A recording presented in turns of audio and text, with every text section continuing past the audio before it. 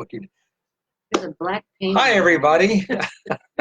Welcome to RJ Ogren and Disney. I'm your host, RJ Ogren. And I'm Suzanne. You remember me, my I hope. lovely wife. And yes. the smart Who one. just woke up from a nap, so I'll let him talk till I'm awake. Yes, and we'll do another introduction as more people join in. Hi, Francis and Christopher, and people are starting to jump in there now. Okay. And I'm going to go out of frame for a second because I forgot my glasses. I'll be right back. Keep talking. She left me. She left me.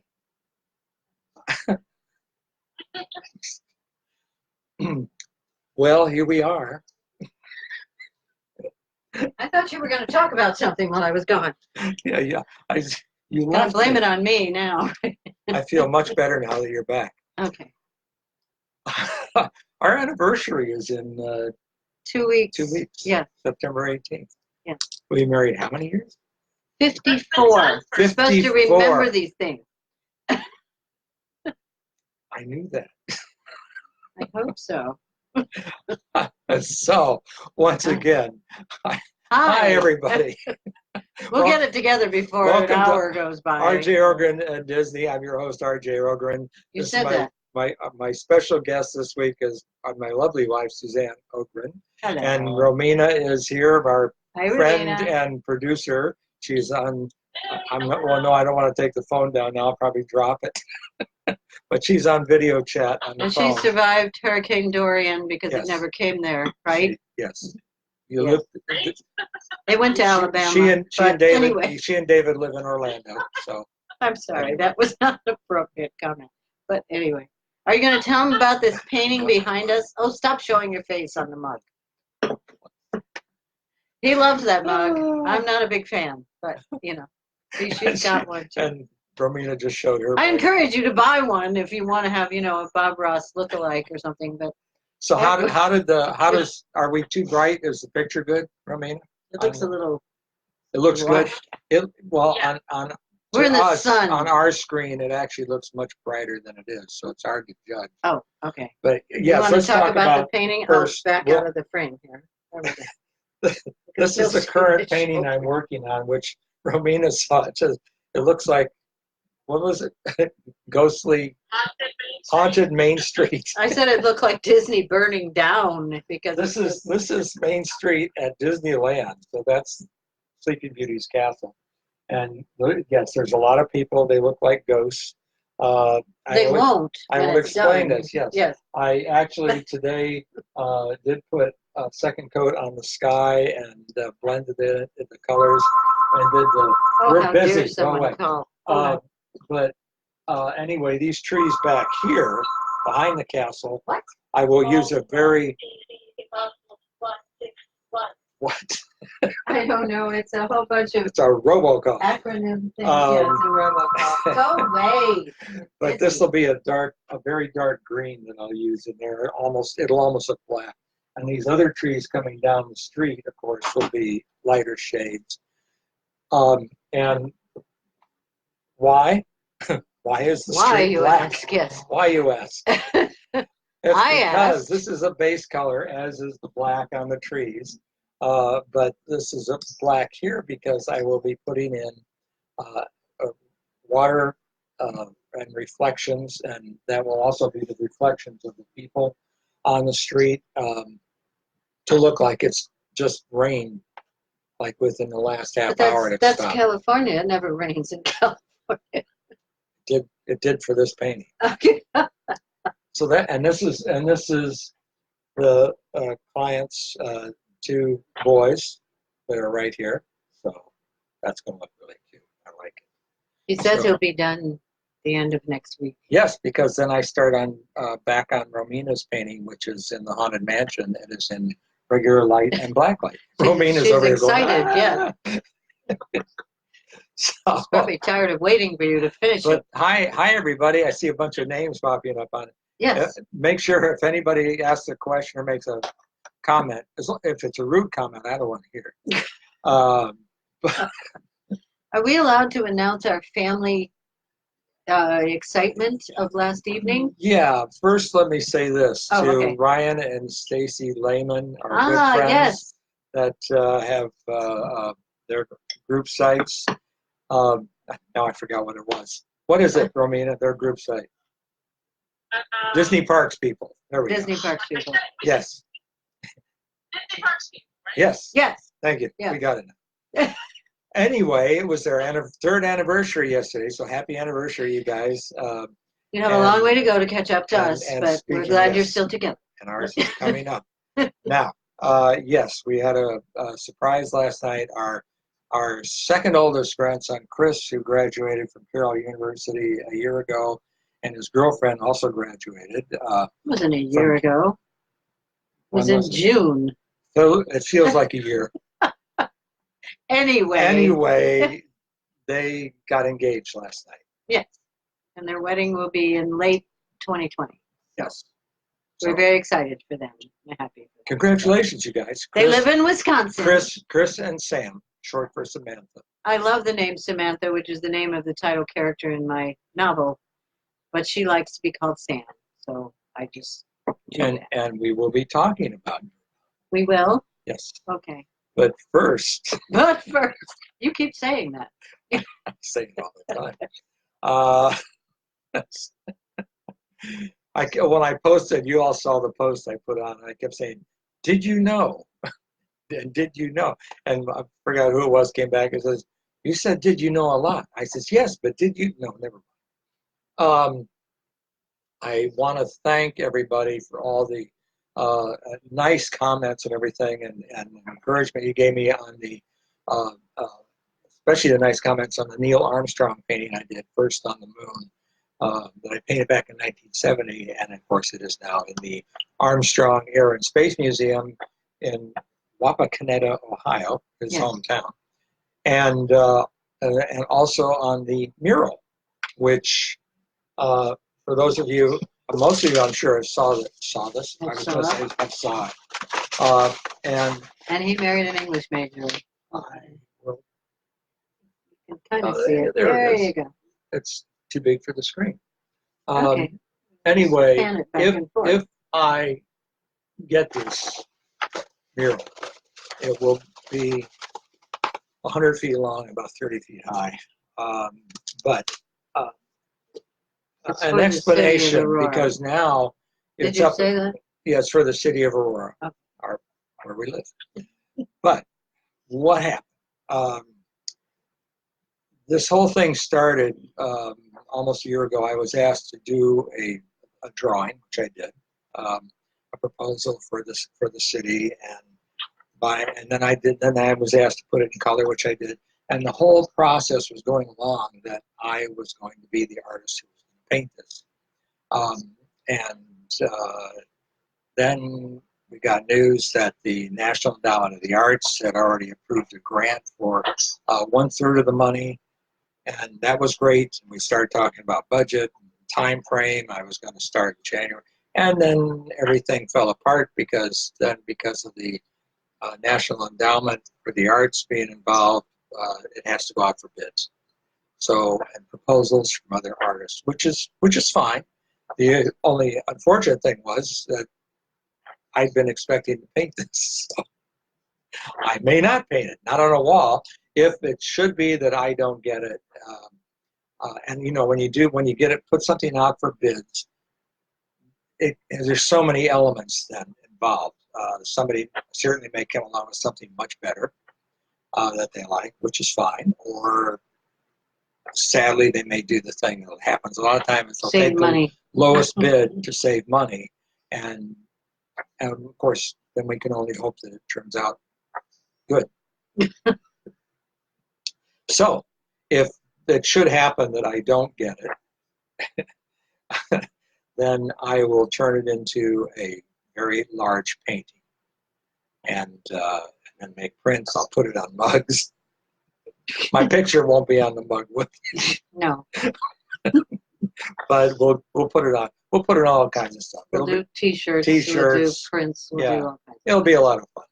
So it's not going away, but he is still hoping that he's going to get to paint it Yes, for the city. and it is the history of Aurora, and in fact, the fact that you see the Wright brothers plane flying over, it actually the Wright brothers brought their plane here to Aurora in 1910, of course, after they had already flown it at Kitty Hawk and everything, and flew it here in the city of Aurora.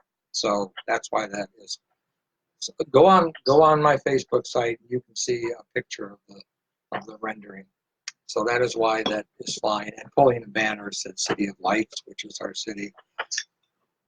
And of course, it's an homage, the whole thing, to It's a Small World, because all the people that will be in it, and there'll be even more than what I showed in this sketch drawing I did, because it's so small, will be a lot more kids, and they're all going to be kids, like It's a Small World. So the police, the firemen, officials will all be kids, as will the kids that are kids. I think I'm done. So that's where we're at. That's what happens. So he's still painting Disney paintings happily. I am going to be painting a mural actually on Sundays, because it's my day. I don't do anything. Now I'm going to be doing something. And this is for Stacy D's School of Performing Arts. It will be on a very major That's wall. here in a suburb of Chicago. Yes, and the School of Performing Arts. So they have theater, they have music, they teach guitar and saxophone and violin and drums, and piano. So this is what I came up with for them. Now I have to put this in color. And on Sunday, when Suzanne and our son Sean are in rehearsals, because they're both directing the next Bard and the Burbs production of Macbeth, the Scottish play, where everybody dies. Well, not everybody. It's a cast of 15. We don't kill them all off, Well, it's an edited version, so it's not 4 hours long. It's much 90 minutes. Sean, our son, did a beautiful job editing, and I was supposed to die in the play too, but he edited me out. No. He tries. Every time we do a show, he tries to get in it. He's only been successful once. He played the dead Hamlet. I played the king. That's what I said. King Hamlet. Yeah. But anyway. Sean keeps writing me out of the show. For those of you who live in the Chicago area, the play plays the last 2 weekends of September. And go on the Bard and the Burbs site if you're interested in having tickets, because we got some incredibly talented people in this from all over, actors from all over Chicago. And we are having so much fun with this because they are working so hard. And we have an incredible fight choreographer who is very well known in Chicago. And what was that? I'm sorry, something just came across the screen, made me go, wow. Now I lost my thread. Oh, the fight choreographer. Yes, Andrew is his name. And Andrew has created an ending to this play with a broadsword fight that will have everybody probably screaming, because it's very, very intense and scary. And the two actors we're lucky if they'll be living by the time. Yeah, we're hoping he'll be doing the fight coordinating for Peter and the Starcatcher, which Sean and Suzanne will be directing.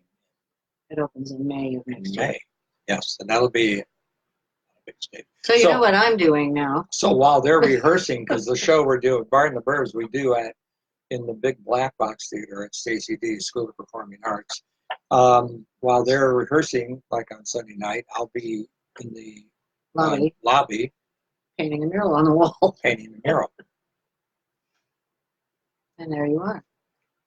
That's our life. Every so often I'll run out to the other end of the theater and drop dead because. And this Saturday he gets to help me paint the living room.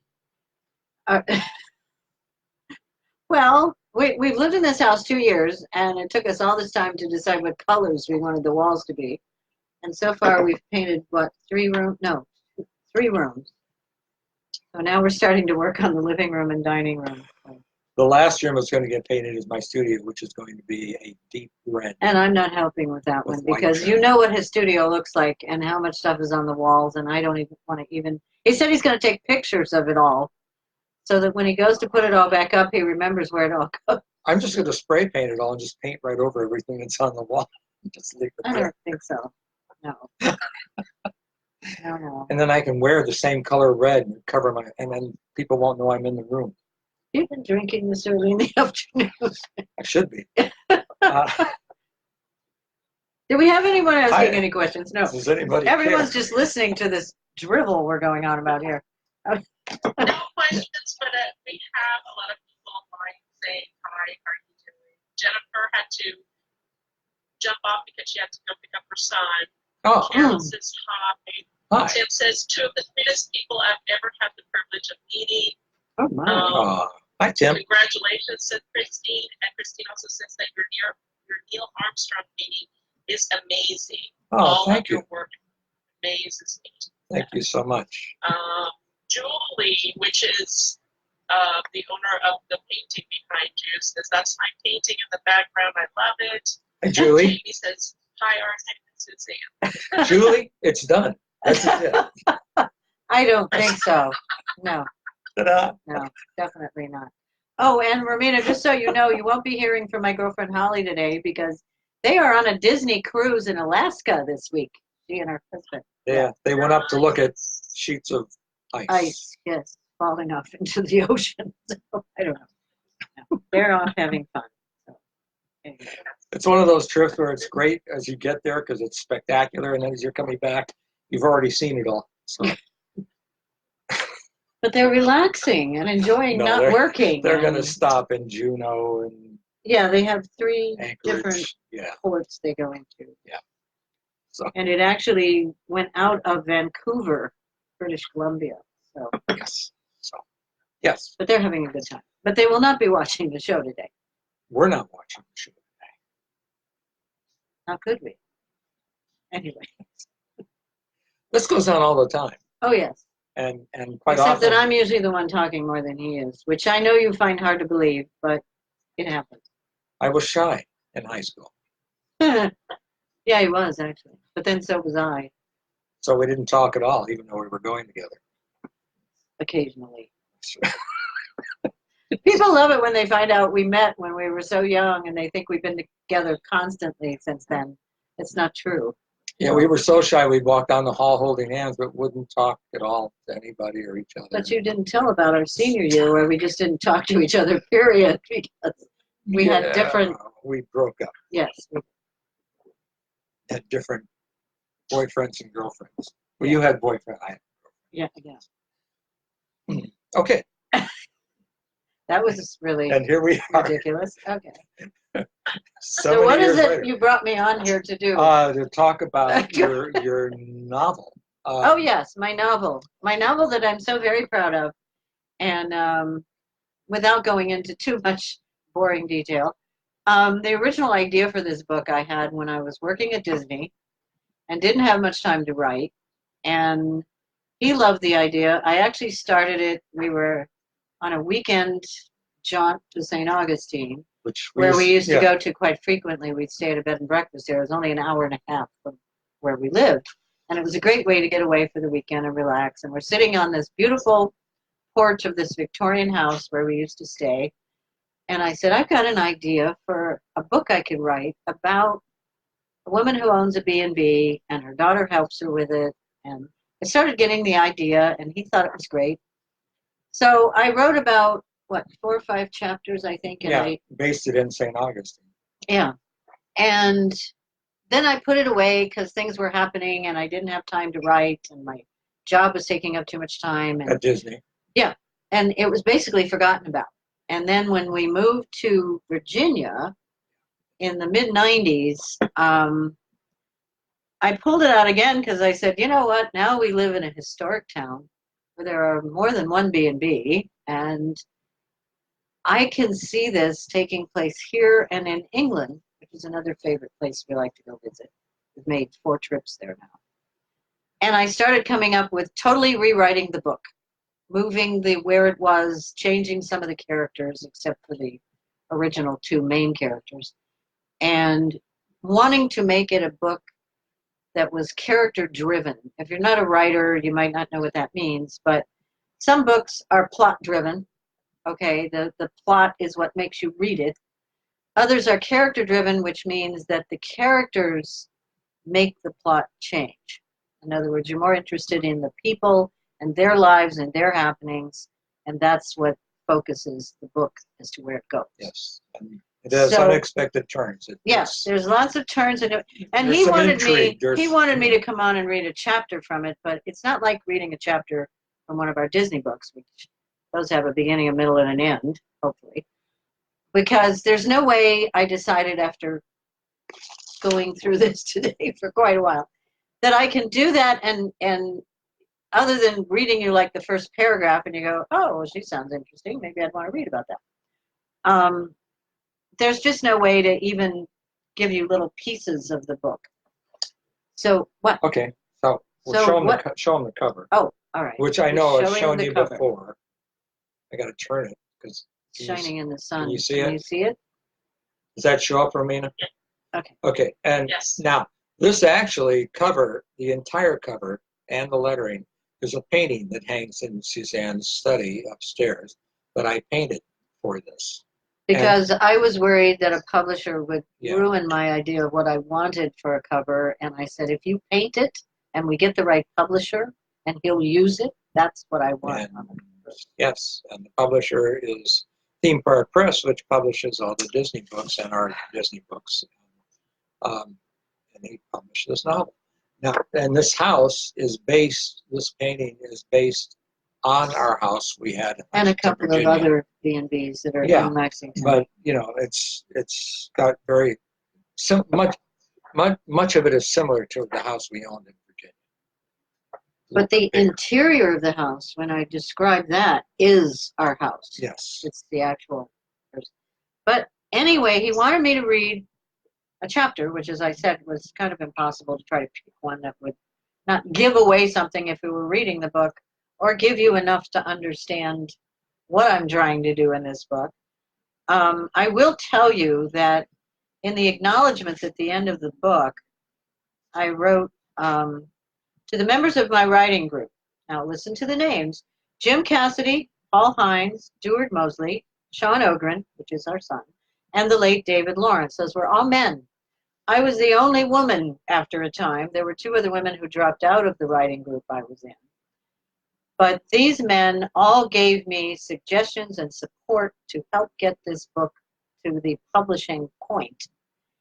And the greatest thing they ever did to me was tell me one day when we were having a session together, which we did every week. And the way I got this written was because of them too, because every week when you went to the writing group, you had to have a new chapter written that you read to the other members. And then they critiqued it and gave you suggestions and ideas. But what I loved was I told them I didn't want this to be a book that just women read. Because I felt there are very strong male characters in the book, as well as females. And it's a book about how all these characters intertwine, and that's what makes the ribbons of her life come together. And I had one of the members say to me one day, well, this is the kind of book that if I saw it on a shelf or somebody told me about it, I'd go, oh, I don't really read that kind of book. But he said, this book, I am so immersed in these characters, I cannot wait for you to come every week and read another chapter to us. I love this book. And I said, can you be my agent? But anyway, instead of reading you something from the book itself, I am going to read you the synopsis that our publisher put on the back of the book. And it will give you the idea that I'm trying to convey here with all of this talking. I can't wait. Oh. You've read it. Okay. The title says, Love, Loss, Renewal, and the Ribbons That Guide Us All. How does a professional actress and inspiring writer, big city born and bred, handle her third move in 5 years? Each change in her lifestyle has been the result of a family tragedy, and Samantha Borden Garrett questions whether she can do it again. This time, her move takes her to a small town in Virginia. Once settled, helping her mother run a bed and breakfast inn, Samantha begins to discover fresh paths with both new and established friends, an unexpected romance, and an opportunity for another career. All these paths twist and intertwine like ribbons weaving through Samantha's life. During an extended trip to England to further her writing career, Samantha's ribbons continue to guide her and spark changes in her. Through times of both great happiness and enormous sadness, she will ultimately understand that the ribbons of her life combine to show her the right paths to pursue. So please buy this book. We need the money so we can go on vacation next year. No, I'm teasing. It is available. I'm not teasing. It is available at Theme Park Press, and I would love for more people to read Amazon. it. And the greatest love of my life is that I haven't had one person say, "Oh, I didn't finish it," or "It was okay," or I've had nothing but the most wonderful letters and critiques on Amazon, and just I am through the moon about this because it took me so long to do it. It was such a labor of love, and I'm very, very proud of it. It wasn't just me. I had a lot of people helping me with this, but please read it. I really think you will enjoy it. So there you go. That's my commercial for today. Tell them about the location. There's a big part of it takes place in Lexington, Virginia. In '94, after we lived in Orlando for 20 years, worked for and Disney, our children were grown and out of the house. We found this lovely small town, but we also found out that we're not small town people. After we 10 lived years, in big cities all so our 10 lives, years later, in '94 we moved there. 10 years later, we moved to Chicago. But anyway, tell them what's in this town and why it struck us as a great Lexington, place. Virginia, which is where the main setting of the book is a historic town that's been around since, before the Revolutionary War, and is a college town, 2 colleges, Washington and Lee University is there, which is a very big liberal arts college and also a very big and well-known law school. And then they're right next to it. You could go from one campus to the other without breaking your sidewalk. Okay, the Washington and Lee is a gorgeous, colonial, beautiful federal style architecture, and then suddenly you're in Gothic architecture of the Virginia Military Institute, which is known as the West Point of the South. And the men and women who graduate from there are called citizen soldiers because they are not required like they are at the other service academies to go into the military, but the majority of them do. And it's the only school where all of them can go into all the services. It's not just toward the Marines or the Navy or the Army. They can choose which branch of the service. So it's fascinating. They have a big parade every Friday afternoon. It's a very, very proud town for the 2 colleges they have. And the funny thing is, even when the students are all there during the school year, there's only about 7,500 people in the town. When they go away for the summer, it's like 3,000 people left. It's very quiet. It's very quiet. It's beautiful. It's been between 2 mountain ranges. It's an hour from Charlottesville, Virginia, and about 2 hours from Roanoke, Virginia. And like he said, we loved it. It was an idyllic site. And the book describes a lot of Lexington. I want people to feel immersed in that vista, and I want people to go there. I mean, it's a fantastically wonderful town. And we made lots of friends there. We are still friends from there. But then the book shifts for a period to England, and the vista that I wrote about in there is, I don't mention the name of it in the book, but it's actually an area called Emersham, which is the town has been in existence since 1600. Something like that. Way back. Old. Yeah. And we used to stay in a cottage there up on a hill with about 30 other houses, beautiful, little village. And then Amersham is the town below that is a city there. And if any of you, like us, are crazy people who watch Midsummer Murders all the time, which is a BBC series that is now on Netflix. Murder series.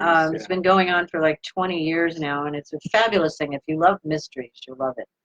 A lot of it is filmed in the area where we used to stay, so we watch it for various reasons. Amersham, Beaconsfield, and Coleshill, which is up on the hill. Yeah, they film there a lot. But we have become very good friends with the people who own the cottage because it was attached to their and actually very large, beautiful home. Our son and his now wife had their honeymoon there. Yes. So that house is the basis of the basis in the book. A lot of things that are in there. And there are characters in the book that I've asked people, do you see yourself in this book? I've only had one say, I think I know it's me. But I've kind of combined people that we've known and put them in there. Or I've just used names of people that are friends of ours, but the characters are not them. But we even have dogs in the book. We have 2 dogs in the book. She didn't write about me. There's no artist. No, there's no artist in the book. There are actors in the book. Okay, because she's an actress, Samantha. So, what? Nothing. So anyway, he wanted me to tell you what, how I got all these great ideas. Yes. Yes. So there you are. Yes. And please buy my book because I want to write another one and, I'm not sure what I'm going to write for another one. He and I were talking about that the other night. Right. And of course, now, yes, our 3rd Disney book will be out in October. Imagination and Dreams Are Forever. Yes. Keep a lookout at Amazon and Theme Park Press. We will certainly let you know. And we are planning here in Aurora to have a book signing in the latter part of October, which will be at the Calla Lily Victorian Tea Room, where we go every Friday for lunch. And so that'll be a lot of fun. That's another thing. If you live here and you haven't been there, you need to go there. Their food is unbelievably good. Yes. We've been going there for about a year now and have never had anything that we didn't walk out going, oh my God, that was so delicious. Yeah. They have, it's not just, it's not just a girl thing. There's guys that eat in there too because they have sandwiches and soups and desserts and they also have scones and lots of varieties of tea. And I like to explain it this way. The menu has, and of course they'll have specials all the time too, not just their regular menu. And what's amazing to me is I've got so that I will try anything they put out because normally it'd be something I'd look at on the menu and I'm not going to eat that. But there, I'll try it. And everything they do there is the recipe of the woman who owns the place, and she's incredible. And her partner, Myron, cooks a lot of it and also waits tables. And they're just a charming couple that are just the right people to own a tea room. They really are. And so there we go. Now we've done a commercial for Calla Lily. Yeah, do we get a free lunch tomorrow then? I got it. Okay, what's going on at your end, Romina? Did they all go to sleep? Nothing. Okay. Everybody says it's an honor to be written into one of your books. And somebody asked when it was available. Susan asked when it was available. So you already answered that question. Okay. Yes. So our books. Have you guys been any thought of doing a show from the tea room where you go? We talked about it. We weren't sure. Yeah. We haven't actually discussed that with them. I think we'll, that's a great idea. We'll talk with them about it, and we'll see if that's something they'd like to do. It would be a lot of fun. They are doing something I can't really give you a lot of details on it because it's still kind of, because of the Downton Abbey movie coming out. Which we can't wait. Which we can't wait because we're Downton Abbey crazy people. They want to do a Downton Abbey tea with the theme of that movie, and also we have actor friends that would come and dress in Downton Abbey attire and stuff like that. So we really want to do this. I went to one about 3 years ago, here in the Chicago area, and it was so much fun. And I brought it up to them, and they thought it was a great idea. So it's still in the planning stages right now, so I don't have a lot of details on it. It'll be a high tea. Yeah, it will be a high tea. Get those stacked trays they bring to your table with all kinds of stuff on it. It's just desserts and sandwiches and So anyway. Okay. Anyway, so any comments? Anybody? Any questions? Questions? What time? How much time do we have, Romina? I don't know. 25 You have minutes. 25 more minutes. Wow, we talk fast. Yes. So. Show's over. No. I wanted to bring this up if we had time, and I didn't think we would, but we just talked too fast or something. I don't know. But Right, I got my no, sword. we just spent. I was telling you that our friends are on a Disney cruise to Alaska, and we were just with them before they left. The week before they went on their cruise, we were at their house in Louisville, Kentucky, for 5 days. And of course, she is a former Disney employee. She was Minnie Mouse. She was Gus Gus from the Cinderella Mice, which was her favorite thing to do. She also was a chimney sweep dancer. She did all kinds of things. She's been an actress and a choreographer, and she's raised 2 kids and now has how many grandchildren and getting ready to have another? 3? Yeah. But she's a busy lady. But anyway, we were talking about all of the new things going on at Disney World and the pros and cons, and we're terrible people because having been there at the beginning, we have this incredible love of what was originally, which you read about if you read our books, and the latest one is really going to focus on that and also on Walt's legacy of that park. And we're not against a lot of the new things, but there's things that we come up with on our own, or we think, I don't know, have to wait till I see it, kind of thing. But we had some very interesting conversations, especially about the Moana attraction that is going to be in Epcot in Future World. What were the other things we were talking about? Talked about Ratatouille. One of the things we talked about, and everybody please feel free to make a comment, but is that it seems like everything is becoming a roller coaster. Yes, which we can't ride, so we're not happy about that. Which is great, except we can't ride on them. I can't because of injuries I have anymore. And I can't because I get very dizzy and you'd have to carry me off of it. So. But and I'd like to, but just can't. But to me, they're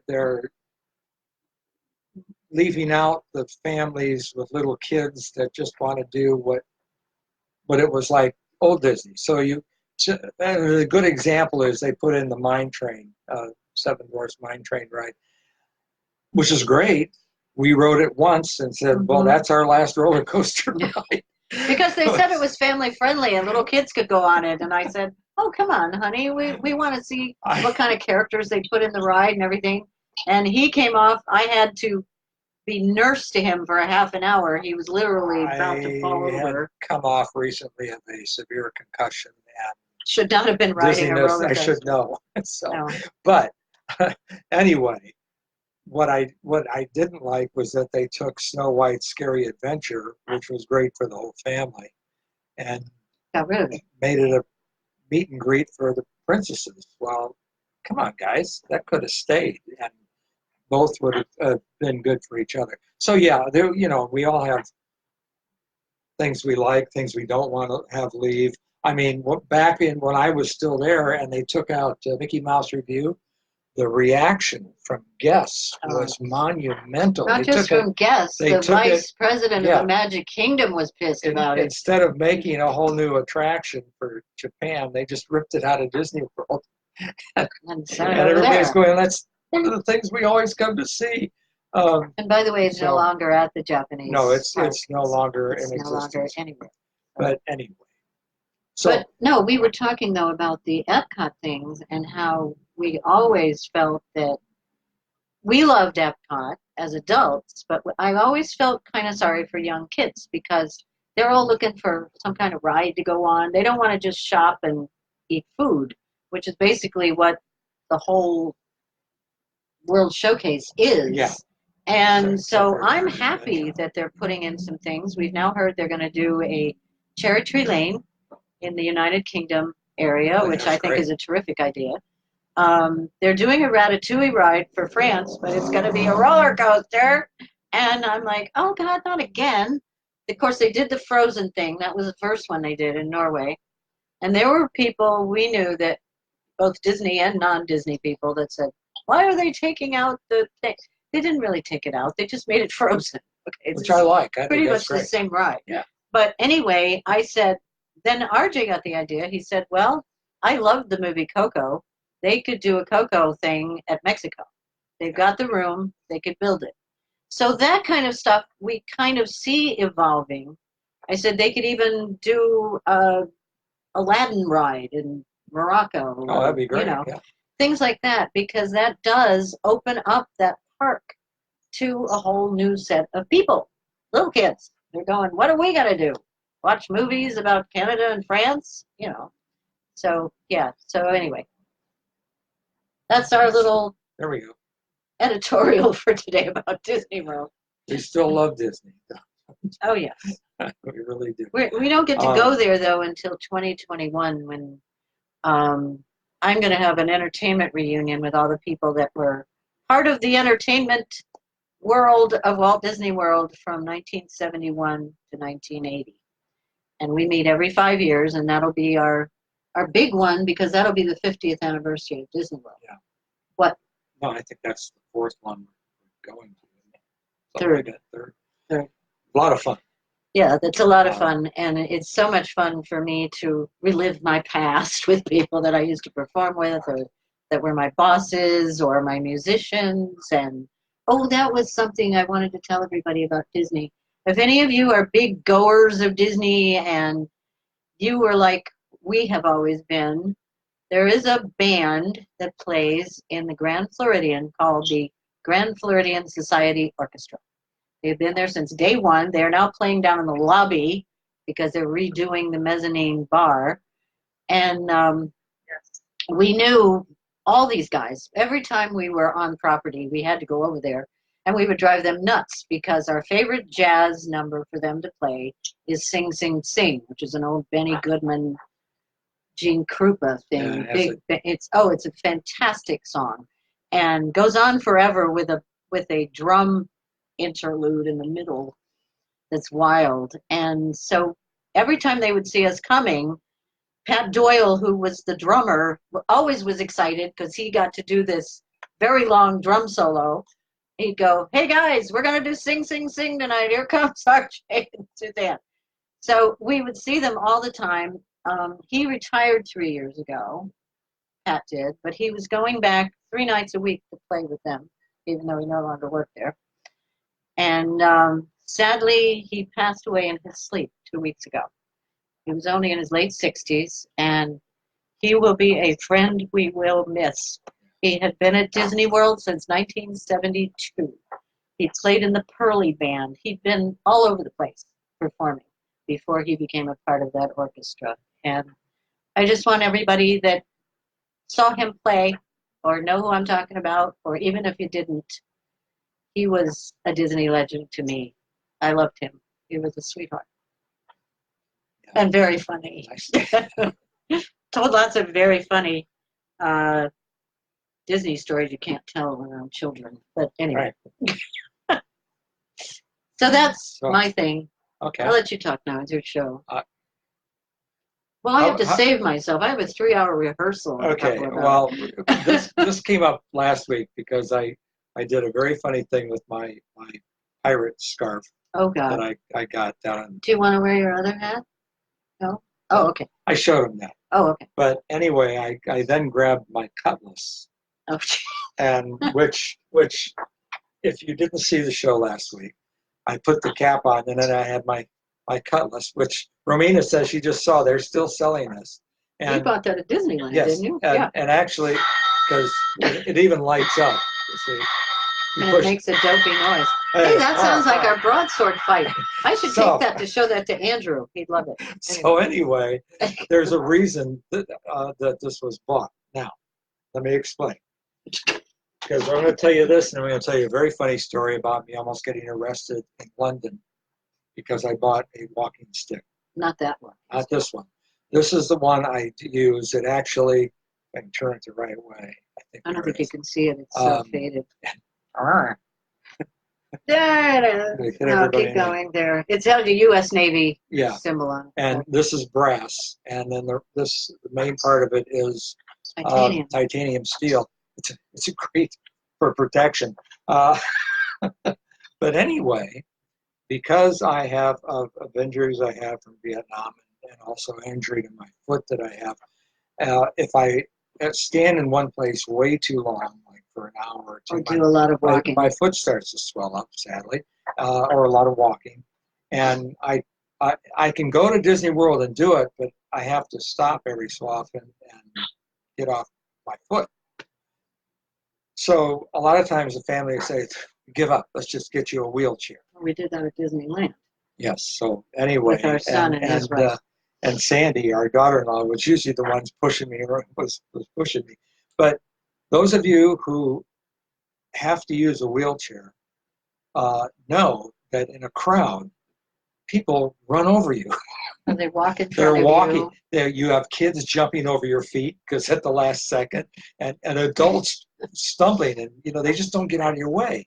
So I took my walking stick, which I needed, and I put it straight out in front of me, and off of my lap. And I go, and so as Sandy's pushing, I'm going, all right, clear the way, clear. So instead of them falling over my feet, they run into my walkings. It was amazing how quickly people moved, got out of the way. But this one time you forgot to take it. And I forgot it. Sandy says, where's your walking stick? I'm not going to push you in this wheelchair and have people run over you. I went, all right, it's in the car. So she goes, come with me. I says, well, you're pushing. I'm going to go wherever you. So she pushes me into I think it was the Emporium, and we found this. So now I'm riding through Disney World going, clear the way, clear the way. That's the story of the why cutlass. He has the cutlass. This one has a amazing story, which that's I'm sure. An eagle on top of it. Yes, and I bought this on Portobello Road in London. Yes, Portobello Road is in Notting Hill, which when we go to England was one of the places we'd stay. The same people owned the cottage we stayed in Amersham, also had a flat, which is actually a 2-room apartment in Notting Hill. And it was actually, we had a key to the 2-bedroom apartment. 2-bedroom. Two-bedroom. But the park that you see in the movie Notting Hill, that we had a key to that park because we were staying on. It was a private park just for the residents that were around. And we could just walk down to the end of the park, make a left, go a couple blocks, and you're at Portobello Road, which is where you see his bookstore in the movie. But anyway, they have all these, in the nice weather, they have all their goods and everything out on the street. And I wanted to buy a sword cane and always wanted one. So I found this, and there was a whole. You found it in an antique store. It was out front, and they had a whole container of about 10 or 12 of these things. And I like this. I mean, it actually is a sword, right? You could hurt somebody with this thing. Yes, it has a very sharp point. There you go. And okay, so I was so proud of this. Well, we were still going. We still had like 4 or 5 more days in England. We'd already been there for a week and a half that time, and we were with our son. Excuse me. So we're going everywhere in London and stuff, and I thought it would be neat. Now, this was before I injured my foot really bad, but I thought it would be fun to walk around with this like an idiot, and I thought when I walk with it, I should look like I need it. So I'd fake a limp once in a while. Typical actor. It's stupid. Well, then we go to leave, and we had to go through Heathrow. Now, just like the day before or 2 days before we were getting ready to leave the country, Iraq invaded Kuwait. The first time. And that led to the Gulf War in 1990. That was it, right? And all of a sudden, when we get to the airport at Heathrow, there are M1 tanks surrounding Heathrow. there, you walked in and there were soldiers everywhere carrying their fully loaded Wait a minute, weapons. wait a minute. You're getting this confused with Belgium. No, there were soldiers. But that's not the story you're telling. No, that's not the story. The story you're telling is about the increased security in O'Hare. The security was O'Hare. Yes. Okay. So anyway. See, now you got me confused. I didn't have this, it didn't fit in the suitcase. So I'm walking around with it, right?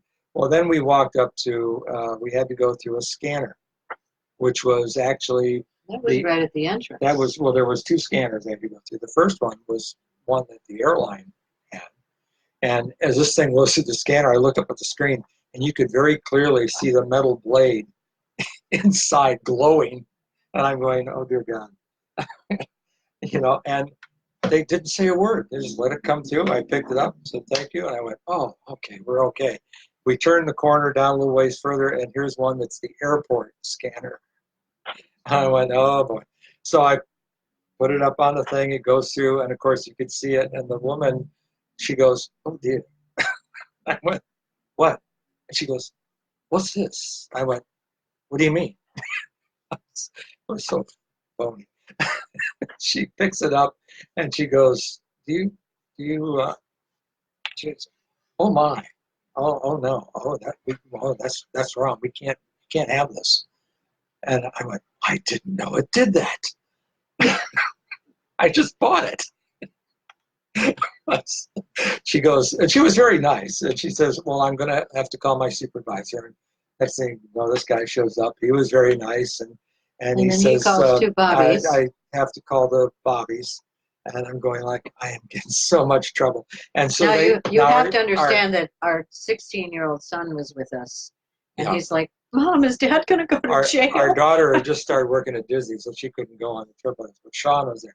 Well, they send them onto the plane. Now they're holding the plane as I'm explaining to the bobbies why I have a sword. and they said. But my favorite part of this story is. Well, wait a minute. Okay. No, they said, look, if we had stopped you on the street or even walking to the airport, you would have been immediately arrested and put in jail. Period. I went, ooh.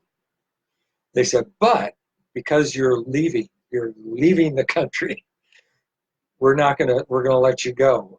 Don't ever do this again because it's illegal, and we'll wrap it up in plastic and put it with the baggage. I thought, well, I'm never going to see that again. Amazingly, when we flew in and out of Miami, we got to Miami, here it comes down the baggage thing, wrapped in plastic, and I grabbed it.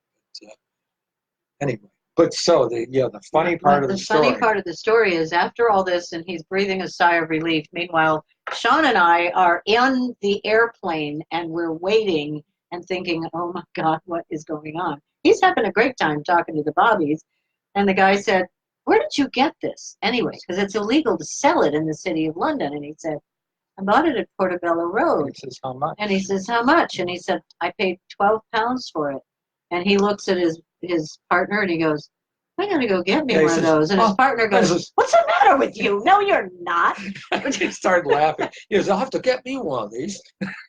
The guy goes, what's like this? Now, I finally, a half an hour later, I get on the plane, which is now hot because it's sitting even on the no air conditioning. It's not on. And boy, and I had to walk all the way through the cabin. I was not popular on that flight. But that's how I got. But at least you didn't go to jail. No. That was almost. Don't carry a sword cane in England. You should take those on Sunday and show them to Andrew.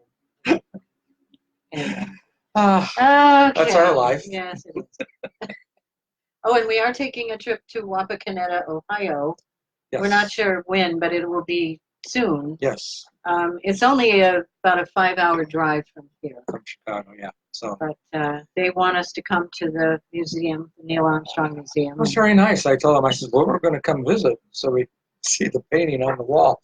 And he says, well, let us know and we'll have somebody meet you and give you a tour. I'm like, oh, okay.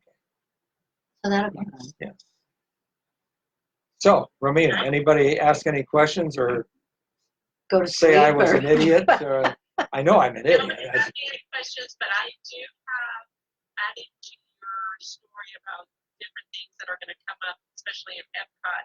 Uh-huh. We are going to put up a statue of Walt Disney, and it looks like he's sitting down. So I saw yes, that. we saw that. I'm Walt, not crazy about it. Walt Disney sitting. I'd have to see it done, you know. It looked good to me. He's contemplating, I guess, his next.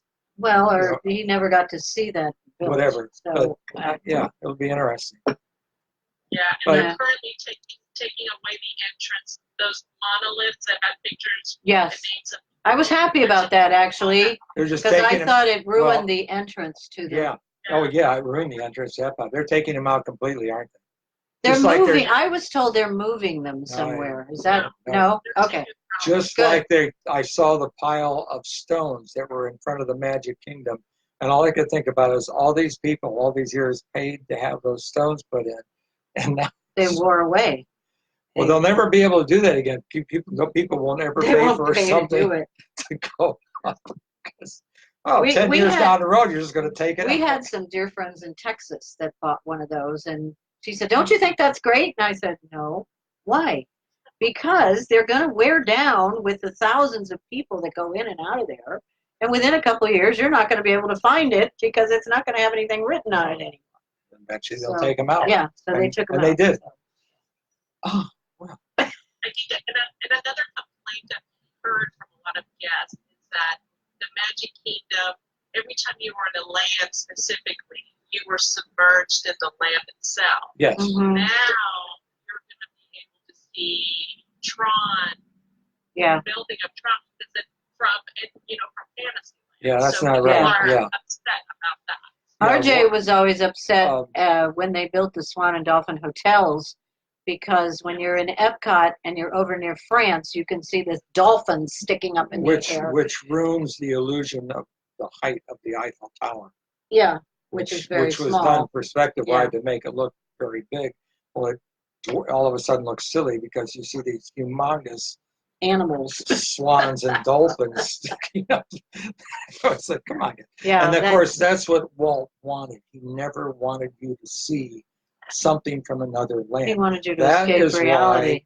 He wanted and insisted on tunnels being put in if they ever built the Magic Kingdom again. Of course, he wanted to build Epcot first initially, but he said we have to have tunnels because then you don't have the employees walking through a land like, say, in an outfit from Adventureland, and they're walking across Fantasyland, and it ruins the illusion.